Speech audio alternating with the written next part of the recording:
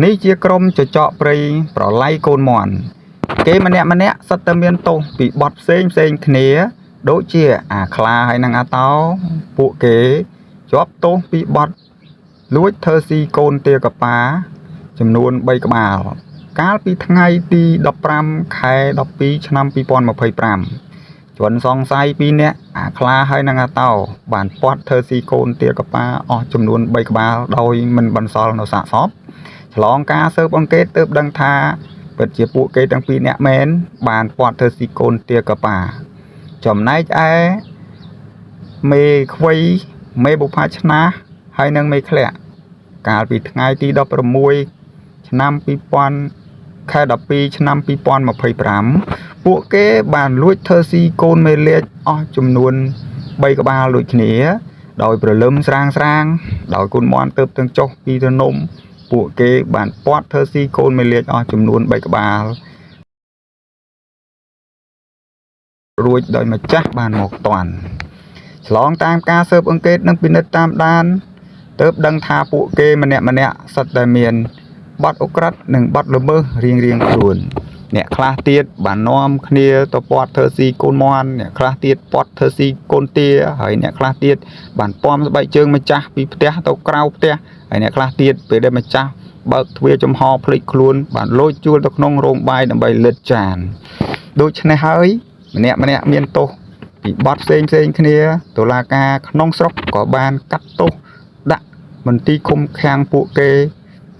ពីចំនួន6ខែទៅ1ឆ្នាំដើម្បីពិចារណាកំហុសដោយជាអាខ្លាហើយនឹងអាតោពួកគេត្រូវជាប់ទោសពី6ខែដើម្បីពិចារណាកំហុស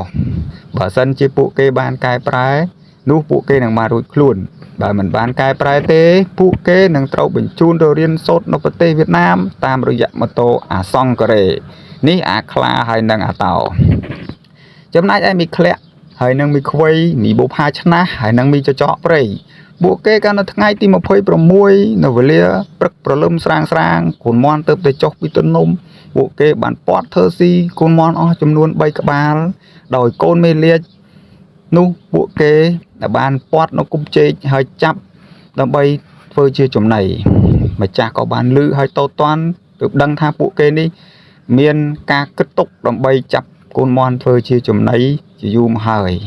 ឆ្លងតាមការសង្កេតតាមដាននិងពិនិត្យដល់ល្អិតល្អន់ទើបដឹងថាពួកគេពិតជាធ្វើឃាតដល់សាហាវខូដោយមិនបន្សល់សាកសពទាល់តែសោះដូច្នេះតុលាការក្នុងស្រុកបានកាត់ទោសពួកគេម្នាក់ឲ្យជាប់មន្ទីរមណ្ឌលឃុំឃាំងនិងមណ្ឌលកែប្រែដើម្បីពិចារណាកំហុសមីខ្វៃមីធ្លាក់ហើយនឹងមីបុផាឆ្នាស់និងមីចចកព្រៃបើសិនជារយៈពេល6ខែមិនបានកែប្រែទេពួកគេនឹងត្រូវបញ្ជូនទៅកំពង់ឆ្នាំងដើម្បីរៀនសូត្រពួកឯងទាំងអស់គ្នានេះគឺជាបទឧក្រិដ្ឋការប៉ុនប៉ងសម្លាប់ដោយគិតទុកអាខ្លាឯងមើលកូនចៅរបស់ឯងដើម្បីកុំឲ្យពួកគេធ្វើរឿងអាក្រក់ទៀតពីថ្ងៃនេះទៅរស់នៅក្នុងមណ្ឌលកែប្រែត្រូវចេះស្រឡាញ់គ្នាហើយត្រូវចេះដឹងអំពីកំហុសខ្លួនឯងដូច្នេះព័ត៌មានដែលគេបានស៊ើបអង្កេតនិងតាមដានតុលាការបានកាត់ទោសពួកឯងម្នាក់ជាប់មណ្ឌលកែប្រែនេះពីចំនួន6ខែទៅ1ឆ្នាំជាកំហិតនៅក្នុងមណ្ឌលកែប្រែខ្ញុំសង្ឃឹមថាពួកឯងនឹងមានការកែប្រែហើយជប់បង្កភាពអុកឡុកនៅក្នុងមណ្ឌលកែប្រែបង្កការរំខានដល់អ្នកជិតខាងក៏ដូចជារំខានដល់ម្ចាស់ផ្ទះបើសិនជាពួកឯងបានញាក់រលឹកហើយដឹងខ្លួនកែប្រែរយៈពេល6ខែនោះគេនឹងដោះលែងពួកឯងឲ្យមានសេរីភាពបើសិនជាមិនបានកែប្រែទេពួកឯងនឹងបន្តជាប់រហូតដល់1ឆ្នាំ